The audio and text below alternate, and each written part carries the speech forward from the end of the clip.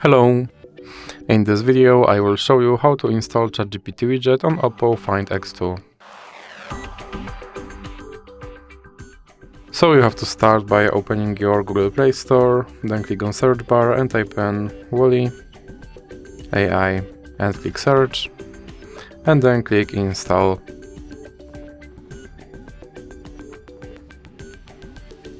Now you can click open. And then you can click on this button to skip introduction, then click not now and click open permissions. Now you have to select AI assistant and here you can select always. Now you can go back and click start. And as you can see right here there is my ChatGPT widget and I can open him and I can tell him to do something.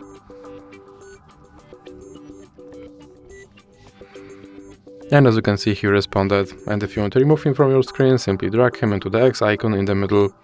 So that's it for this video. If you liked it, please remember to leave like and subscribe.